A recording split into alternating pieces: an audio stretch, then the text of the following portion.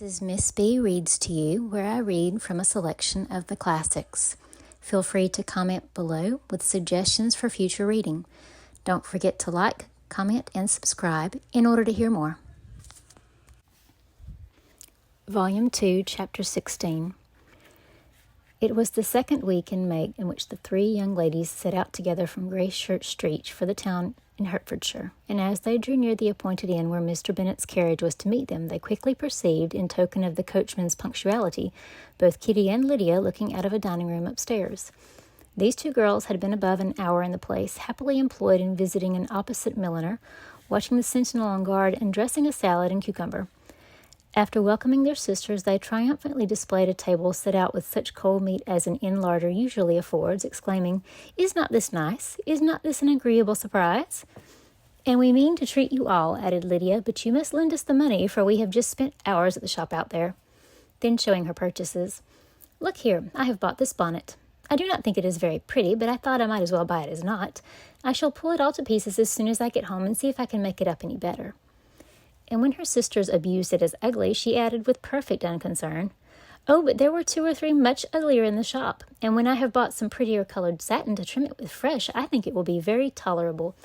Besides, it will not much signify what one wears this summer, after the Shire have left Meryton, and they are going in a fortnight."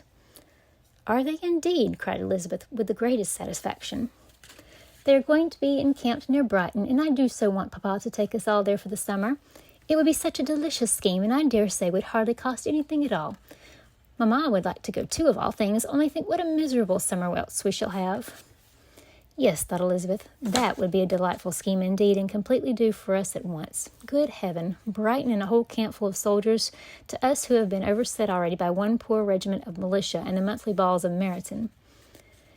"Now I have got some news for you," said Lydia, as they sat down to the table. "What do you think? It is excellent news, capital news, and about a certain person we all like." Jane and Elizabeth looked at each other, and the waiter was told he need not stay.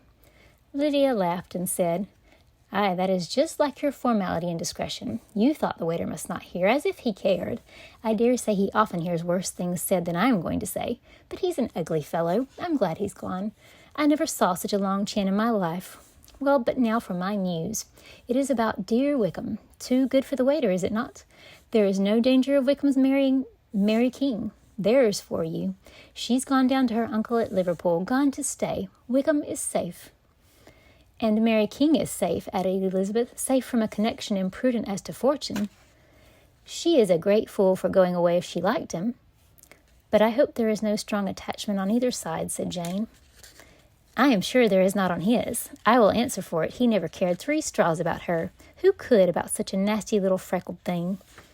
Elizabeth was shocked to think that, however incapable of such coarseness of expression herself, the coarseness of the sentiment was little other than her own breast had formerly harbored and fancied liberal. As soon as all had ate and the elder ones paid, the carriage was ordered, and after some contrivance, the whole party, with all their boxes, work-bags, and parcels, and the unwelcome addition of Kitty's and Lydia's purchases, were seated in it. "How nicely we are all crammed in," cried Lydia. "I am glad I bought my bonnet, if it is only for the fun of having another bandbox. Well, now, let us all be quite comfortable and snug, and talk and laugh all the way home. And in the first place, let us hear what has happened to you all since you went away. Have you seen any pleasant men? Have you had any flirting? I was in great hopes that one of you would have got a husband before you came back. Jane will be quite an old maid soon, I declare. She is almost 23. Lord, how ashamed I should be of not being married before 23. My Aunt Phillips wants you so to get husbands you can't think. She says Lizzie had better have taken Mr. Collins, but I do not think there would have been any fun in it. Lord, how I should like to be married before any of you, and then I should chaperone you about to all the balls. Dear me, we had such a good piece of fun the other day at Colonel Forster's. Kitty and me were to spend the day there, and Mrs. Forster promised to have a little dance in the evening. By the by, Mrs. Forster and me are such friends. And so she asked the 2 Harringtons to come, but Harriet was ill, and so Pen was forced to come by herself. And then what do you think we did? We dressed up Chamberlain in women's clothes on purpose to pass for a lady. Only think what fun. Not a soul knew of it but Colonel and Mrs. Forster and Kitty and me, except my aunt, for we were forced to borrow one of her gowns, and you cannot imagine how well he looked. When Denny and Wickham and Pratt and 2 or 3 more of the men came in, they did not know him in the least. Lord, how I laughed, and so did Mrs. Foster. I thought I should have died, and that made the men suspect something, and then they soon found out what was the matter.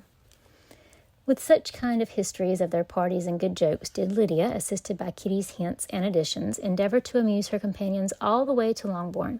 Elizabeth listened as little as she could, but there was no escaping the frequent mention of Wickham's name. Their reception at home was most kind. Mrs. Bennet rejoiced to see Jane in undiminished beauty, and more than once during dinner did Mr. Bennet say voluntarily to Elizabeth, "I am glad you are come back, Lizzie." Their party in the dining room was large, for almost all the Lucases came to meet Maria and hear the news, and various were the subjects that occupied them. Lady Lucas was inquiring of Maria across the table after the welfare and poultry of her eldest daughter. Mrs. Bennet was doubly engaged, on one hand collecting an account of the present fashions from Jane, who sat some way below her, and, on the other, retailing them all to the younger Miss Lucases, and Lydia, in a voice rather louder than any other person's, was enumerating the various pleasures of the morning to anybody who would hear her. "Oh, Mary," said she, "I wish you had gone with us, for we had such fun. As we went along, Kitty and me drew up all the blinds and pretended there was nobody in the coach, and I should have gone so all the way if Kitty had not been sick, and when we got to the George, I do think we behaved very handsomely, for we treated the other three with the nicest cold luncheon in the world, and if you would have gone, we would have treated you too. And then when we came away, it was such fun. I thought we never should have got into the coach. I was ready to die of laughter. And then we were so merry all the way home. We talked and laughed so loud that anybody might have heard us 10 miles off." To this, Mary very gravely replied, "Far be it from me, my dear sister, to depreciate such pleasures. They would doubtless be congenial with the generality of female minds, but I confess they would have no charms for me. I should infinitely prefer a book." But of this answer Lydia heard not a word. She seldom listened to anybody for more than half a minute, and never attended to Mary at all. In the afternoon Lydia was urgent with the rest of the girls to walk to Meryton and to see how everybody went on, but Elizabeth steadily opposed the scheme. It should not be said that the Miss Bennets could not be at home half a day before they were in pursuit of the officers. There was another reason, too, for her opposition. She dreaded seeing Wickham again, and was resolved to avoid it as long as possible. The comfort to her of the regiment's approaching removal was indeed beyond expression. In a fortnight they were to go, and once gone she hoped there could be nothing more to plague her on his account. She had not been many hours at home before she found that the Brighton scheme, of which Lydia had given them a hint at the end, was under frequent discussion between her parents. Elizabeth saw directly that her father had not the smallest intention of yielding, but his answers were at the same time so vague and equivocal that her mother, though often disheartened, had never yet despaired of succeeding at last.